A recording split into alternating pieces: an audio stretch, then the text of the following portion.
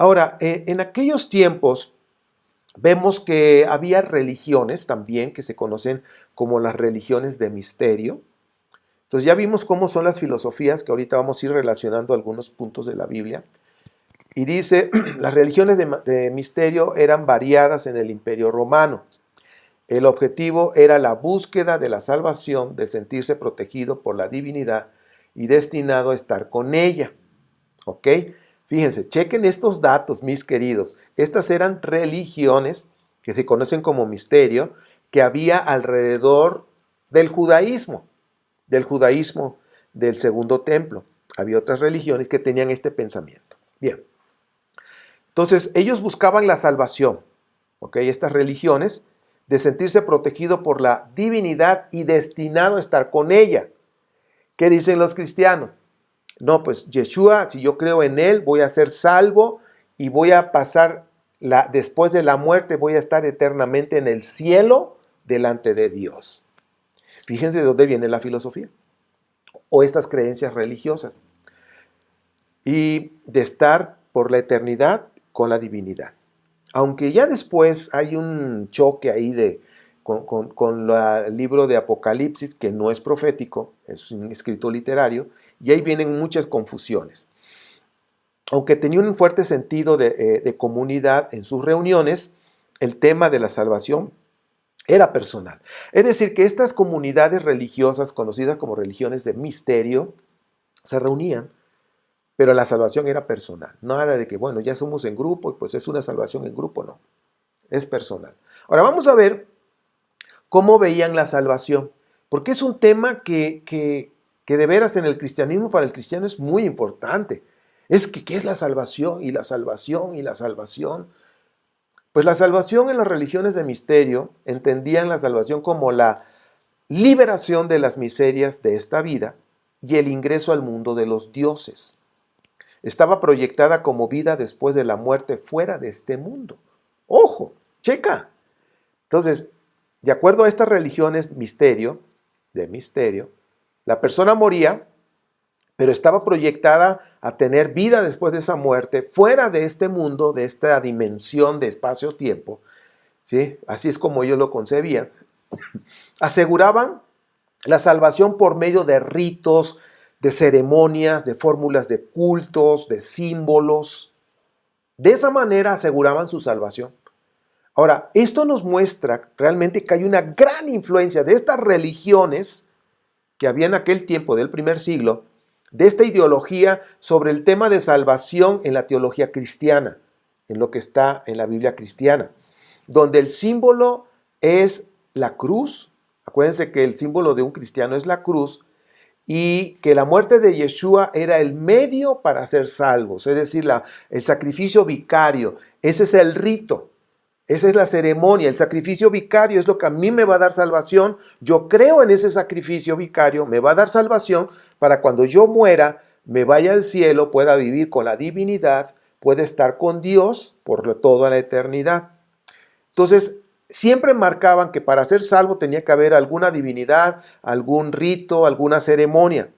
Ahora, esto facilitó la entrada de los gentiles al judaísmo nazareno. Esta manera de pensar abrió las puertas, ¿sí?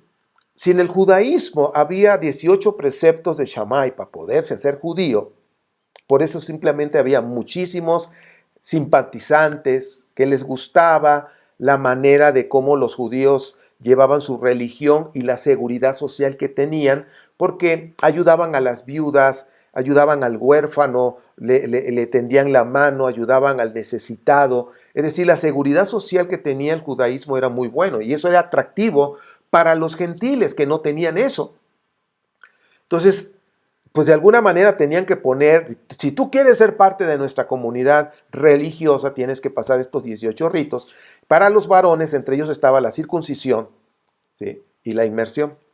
Ahora, llegan los judíos nazarenos helenistas, entre ellos Pablo, y te muestran una salvación, una mercadotecnia. Vamos a hablar de mercadotecnia, una manera de poder dar tu mensaje y que pues mucha gente te compre tu mensaje. Entonces, bueno, mira, aquí en el judaísmo la verdad sí está del cocol, está muy difícil entrar con todos estos preceptos.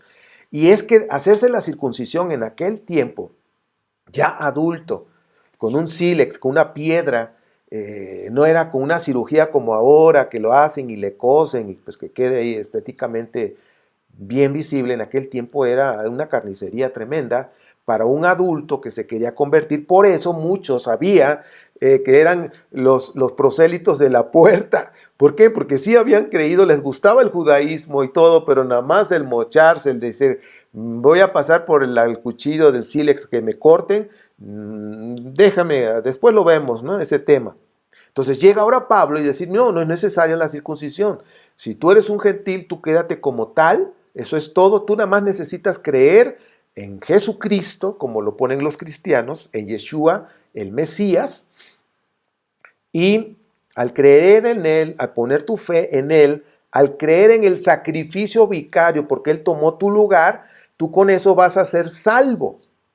Pero aquí ya la salvación, de acuerdo a la mentalidad de un gentil, influenciado por aquellas religiones misterio de aquel tiempo, ellos creían que era después de la muerte, porque así de alguna manera lo presentaron, y que iban a estar en la dimensión con Dios en su ambiente espiritual. Te vas a ir al cielo, al lugar donde está Dios, al paraíso. Entonces esto pues abrió la puerta y dice, oye, pues está fácil. Si eso es así y voy a entrar al grupo judío nazareno, dice, pues yo le entro. Y fue por eso que hubo una gran entrada y ya después de que se empezó a compilar los libros y hacer el canon, que realmente el canon de la Biblia cristiana y empezaron a promulgar más el cristianismo de esa forma, pues mucha gente entró. Había mucho más gente en el cristianismo que en el mismo judaísmo, que hasta el día de hoy es lo mismo. Es decir, en el judaísmo, ¿cuántas personas hay? Hablando, vamos a poner, por decir un número, a nivel mundial del judaísmo como tal, el judaísmo ortodoxo, independientemente de sus denominaciones, que son un montón, vamos a decir que hay 6 millones de creyentes a nivel mundial. Pero cuando decimos, oye, el cristianismo, estamos hablando de 2.000 millones de creyentes a nivel mundial, que ahí incluyen todas las denominaciones del cristianismo, que son católicos y los evangélicos, y cada uno con sus denominaciones, que los cristianos tienen un montón de denominaciones. Entrarían también los mesiánicos, esos mesiánicos, que es lo mismo que el cristianismo, que creen en Yeshua, que creen que es el Mesías, que creen que es Dios. Entonces, son 2.000 millones de creyentes contra 6 millones, por decir un número aproximado, de creyentes que practican el judaísmo. O sea, es una diferencia abismal. ¿Por qué?